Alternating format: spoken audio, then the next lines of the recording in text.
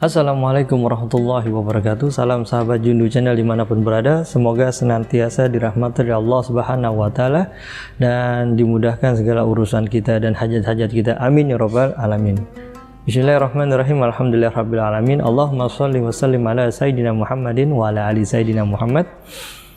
Alhamdulillah pada kali ini Anda akan membawakan sebuah riwayat dari Nabi Muhammad SAW yang kita tahu banyak kisah-kisah dari Nabi Muhammad SAW mengenai budi pekerti yang luhurnya. Nah, salah satunya adalah cerita Nabi Muhammad SAW yang begitu pemaaf buat kita, pemaaf terhadap orang yang menyakitinya, pemaaf terhadap orang yang menzoliminya. Seperti apa kisah dari jiwa pemaaf Nabi Muhammad SAW yang merupakan salah satu beberapa dari sekian banyak budi pekerti Rasulullah SAW yang belum bisa kita jelaskan, kita ungkapkan. Ini hanya sebagian kecilnya. Bismillahirrahmanirrahim. Dari Sahih Bukhari dan disyarahkan dari kitab Fathul Bari bahwasanya Rasulullah SAW pernah mendapatkan sihir, pernah mendapatkan sihir dari Labib bin Asom yang berasal dari Yahudi. Nah, sebenarnya sihir apa yang bisa mampu menembus Nabi Muhammad SAW, orang yang paling dicintai, orang yang paling dijaga oleh Allah Subhanahu wa Ta'ala.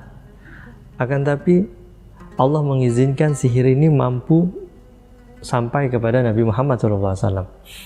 Singkat cerita, tapi masih dalam pengawasan, masih dalam pengawasan Allah Ta'ala. Sihir ini akhirnya sampai kepada Nabi Muhammad SAW. Setelah beberapa lama sihir ini, Allah Ta'ala mewahyukan kepada Nabi Muhammad SAW bahwasanya ada sihir dari Labib bin Asom, ada di sumur ini dan dekat Madinatul Munawwarah. Nah, disampaikan melalui malaikatnya, malaikat Jibril dan malaikat lainnya. Disampaikan semua itu kepada Rasulullah SAW. Kemudian Nabi Muhammad SAW berangkat keluar bersama sahabat-sahabatnya untuk mencari sihir yang diwahyukannya. Akhirnya dicari, akhirnya benar terdapat di sumur dan dekat Madinatul Munawwarah. Kemudian diambil oleh para sahabatnya, kemudian dihancurkan, entah dibuang, Allah alam bisawab. Nah, pada saat itu ada Sayyidatuna Aisyah radhiyallahu anha bertanya kepada Rasulullah SAW, wahai Rasulullah, apakah sihir ini dapat membuat mudarat untukmu jika sihir ini tidak dibuang dan dihancurkan? Berkata Rasulullah SAW kepada Sayyidatuna Aisyah radhiyallahu anha, wahai Aisyah, bahwasanya aku dijaga sama Allah Subhanahu wa Ta'ala. Akan tapi yang aku risaukan, yang aku khawatirkan adalah aku khawatir sihir ini dapat mengenai orang lain, bisa kena yang lain, bukan kena nabinya. Kalau Nabi Muhammad SAW, Masya Allah, dia orang yang selalu diawasi, orang yang dicintai oleh Allah Subhanahu wa Ta'ala, bahkan mustahil untuk bisa terkena sihir. Tapi cerita ini menjadi iktibar buat kita semua, yaitu ketika Nabi Muhammad SAW mengetahui bahwasanya Labib bin Asom lah yang mengirim sihir itu, lantas apa sikap Nabi? Sikap Nabi Muhammad SAW adalah memaafkannya tanpa memperpanjang urusannya. Masya Allah, kalau gitu udah cari orang lain, waduh, magong gitu. Tapi yang diambil pelajaran ini adalah kita harus mewarisi sifat Nabi Muhammad SAW, yaitu sifat pemaafnya, sifat pemaaf pada orang-orang yang menzaliminya. Ini adalah budi pekerti yang sangat luhur, yang Masya Allah, yang jarang, yang susah untuk diamalkan. Mungkin teorinya gampang, tapi untuk diamalkan sulit untuk kita semua, kecuali memang kita mau belajar dan punya tekad kuat dan mengetahui keutamaan-keutamaannya. Di dalam riwayat yang lain di Sahih Bukhari pernah juga terjadi Rasulullah SAW pernah berjalan bersama para sahabatnya. Kemudian ada seorang Arab Badui. Arab Badui ini langsung menarik rida Nabi Muhammad SAW hingga leher Nabi Muhammad SAW itu merah, sampai merah. Ini sahabat yang kalau dibilang kesel gitu, pengen hantem aja dah bawaannya dah. Tapi Nabi Muhammad SAW mengisyaratkan untuk tidak melakukan apa-apa. Dan apa yang dikatakan Arab Badui itu ketika menarik rida Nabi Muhammad SAW yang sangat keras itu, dia mengatakan, wahai Muhammad, berikan aku sedekah, berikan aku sedekah. Dia minta sedekah lah bahasanya, ya. Nah kemudian Nabi Muhammad SAW berpaling ke Arab Badui itu, nggak marah, akan tapi diberikan orang Arab Badui itu adalah senyuman. Kemudian mengatakan kepada sahabatnya, tolong berikan sedekah untuk Arab Badui ini. Masya Allah, ya, benar-benar agung, benar-benar budi pekerti luhur yang sangat mulia yang diterapkan oleh Nabi Muhammad SAW. Ya, itu adalah wasiat yang sangat berharga buat kita semua yang untuk kita pelajari di zaman kehidupan yang miskin akan akhlak. Masya Allah. Dan memang kejadian perselisihan di antara kita, ya, memang kerap akan terjadi dalam kehidupan kita sehari-hari. Namanya kita berinteraksi kepada orang-orang, pasti akan mengalami tuh sebuah cekcok, slack, berantem dan lain-lain. Karena beberapa hal. Karena pada intinya adalah kurangnya pengamalan ilmu agama, atau kemungkinan bisa kurangnya ilmu agama. Kurangnya ilmu agama tentang keutamaan-keutamaan dan pengamalan dasar-dasar agama yang kita jalan untuk keseharian kita. Nah makanya sangat penting kita untuk ikut belajar ilmu agama di majlis-majlis taklim dengan guru yang sanadnya sampai kepada Rasulullah SAW, sehingga kita diajarkan tuh akhlak-akhlak, adab-adab bagaimana Nabi Muhammad SAW berinteraksi dalam kehidupannya. Di antara kita ada perselisihan, ya, ada kejadian suatu perkara, ya, karena kita nggak punya ilmu agama, nggak punya nilai-nilai agama dalam keseharian kita, ya, sehingga emosi yang kita luapkan tercurahkan, sehingga ada kebencian yang kita prasangkakan kepada saudara kita. Dan ini adalah sebuah perselisihan. Rasulullah SAW bersabda, la yahillu li muslimin an yahjura akhahu salasati layalin. Tidak dihalalkan bagi setiap muslim yang berselisih, ya, bagi setiap muslim yang berselisih yang lebih dari 3 malam. Oh, tidak dihalalkan, tidak dibenarkan, tidak diboleh. Ibarat katanya dilarang tuh kita berantem atau bertengkar atau berselisih lebih dari 3 malam. Kalau lebih dari 3 hari, bahasanya 3 hari ya. Kalau lebih dari 3 hari 3 malam, kemudian kita masih berselisih, maka yang terjadi adalah kita bisa menjadi murkanya Allah Subhanahu wa Ta'ala karena perselisihan kita. Kemudian di hadis yang lain itu, wa khairuhum man yabda'u bis salam.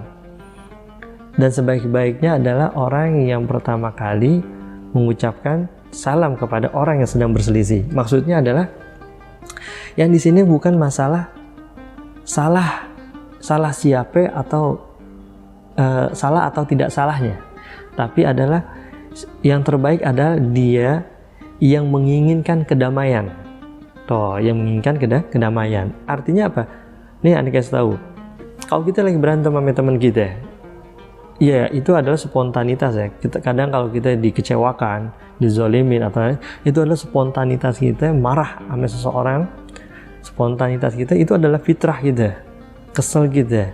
Tapi karena adanya ilmu agama kita yang mengajarin dari guru-guru kita dalam tuntunan ajaran Nabi Muhammad SAW, sehingga kita bisa memfilter emosi kita, mengkontrol emosi kita, menyaring semuanya, dan kita ingat-ingat keutamaannya. Yaitu salah satunya adalah ini, ya, mampu memaafkan kesalahan orang lain. Dan yang terbaik adalah dia yang memulai dan menginginkan kedamaian. karena di situ yabda'u bisalam, itu mengucapkan salam, ibarat katanya negur duluan, nyarin dah dia yang salah, tapi aneh yang negur dia duluan, gak apa-apa dah. Karena apa, kalau aneh nggak mulai berdamai sama dia, aneh nggak mau berdamai sama dia itu, ya kan, sedangkan udah mau lewat 3 hari, aneh yang kena murkanya Allah Ta'ala, bakalan aneh yang bakal kena nih, ya, yang bisa kena haramnya. Nah, oleh karena itu aneh udah minta maaf dan aneh minta ridhonya dan aneh ingin berdamai, sehingga kewajiban aneh, ya, terlepas kita dari murkanya Allah Subhanahu wa Ta'ala. Kalau masalah dia masih tetap kesal sama kita, urusan dia sama Allah Ta'ala. Tuh gitu ceritanya, ya. Nah, jadi kita ini harus terbuka, jiwa kita harus lapang dada, dan ini khususnya untuk aneh pribadi juga. Kita semua sedang belajar tentang akhlak-akhlak seperti ini, akhlak-akhlak yang jiwa pemaaf. Memang nggak gampang, teorinya gampang, tapi untuk dipraktekkan itu butuh pelatihan, butuh namanya ilmu-ilmu yang lain untuk membentuk suatu karakter kita menjadi lembut. Ya.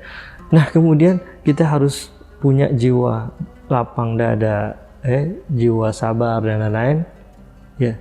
Dan kita mampu memaafkan, ya, orang yang kita kenal maupun yang tidak kenal, ya. Dan itu harus kita latih dan harus kita pelajarin itu semua. Barang siapa yang cepat, ya, siapa yang cepat memaafkan kesalahan orang lain, maka Allah akan cepat pula memaafkan kesalahannya. Kalam al-Baqur al-Habibana Munzir bin Fatum Sawah. Barang siapa yang cepat memaafkan kesalahan saudaranya, maka Allah juga cepat memaafkan kesalahannya. Dan hati-hati, kalau kita berat memaafkan kesalahan orang lain, kita berat nih maafin kesalahan orang lain, barangkali Allah Ta'ala pun juga berat memaafkan kesalahan kita. Nauzubillah min dzalik. Jangan seperti itu. Nah, ketika kita mau memaafkan seseorang, ingat kita punya dosa. Kita pengen dosa kita cepat dimaafin sama Allah Ta'ala, maafin kesalahan orang lain. Ya, begitulah. Jadi kita harus mencontohkan dari wasiat Nabi Muhammad SAW, dari cerita-cerita yang tadi, bisa kita ambil kesimpulan, bisa kita ingat-ingat dan lain-lain. Memang penting belajar ilmu agama adalah pengontrolan diri kita, bisa kendaliin. Salah satu ini ilmu yang paling penting. Kita setiap kali kadang-kala dibikin kesel sama orang-orang sekitar kita, kadang kita dibikin kesel sama orang-orang keseharian kita, tapi karena nilai-nilai agama yang kita pelajarin, pelajaran agama yang kita jalanin membentuk sebuah karakter kepada kita, sehingga kita mampu memaafkan kesalahan itu orang. Apalagi ingat pelajaran ini, ya, ingat bahwasanya Allah Ta'ala akan cepat memaafkan kesalahan hambanya jika hambanya mampu memaafkan kesalahan orang lain. Ada sebuah riwayat dari Sahih Bukhari bahwasanya nanti kelak di yaumil qiyamah ada seorang hamba yang akan dihisab. Kemudian si hamba ini mengatakan kepada Allah Ta'ala bahwasanya, dia mengadukan kepada Allah Ta'ala bahwasanya, aku telah maafkan si fulan, aku telah maafkan si fulan, aku telah maafkan si fulan. Dan begitu dia mengadukannya, kemudian Allah Ta'ala berkata, lupakan gitu. Kenapa seperti itu? Dan dilanjutkan lagi, karena hambaku mampu memaafkan kesalahan saudaranya, dan aku lebih berhak memaafkan hambaku karena aku adalah maha pemaaf. Masya Allah. Jadi karena si hamba ini di kehidupan di dunia ini cepat memaafkan kesalahan orang lain, maka ketika di yaumil hisab, di yaumil qiyamah nanti, di dalam perhitungannya, Allah cepat memaafkan hamba-hamba yang cepat memaafkan kesalahan orang lain. Dan yang paling cepat memaafkan kesalahan orang lain adalah Nabi Muhammad SAW. Dialah yang paling cepat memaafkan kesalahan orang lain. Maka itu kiblat kita, keteladanan kita, tak lain adalah Nabi Muhammad SAW. Mudah-mudahan riwayat-riwayat ini dapat bermanfaat buat sahabat Jundu Channel dimanapun berada, khususnya untuk ana pribadi. Dan kita semua insya Allah terus berlatih untuk bisa memaafkan kesalahan orang lain. Amin ya rabbal alamin.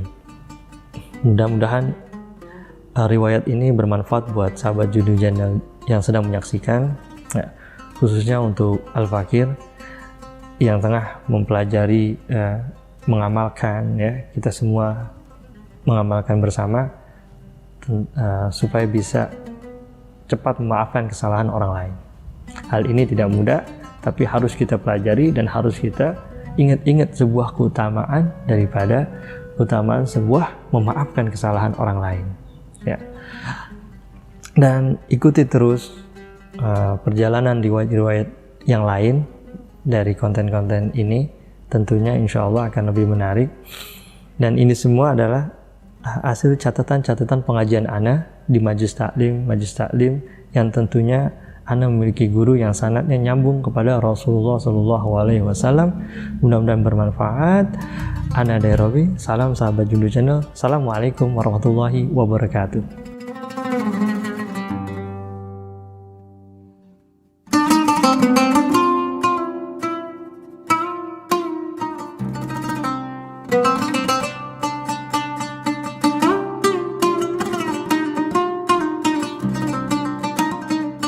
Thank you.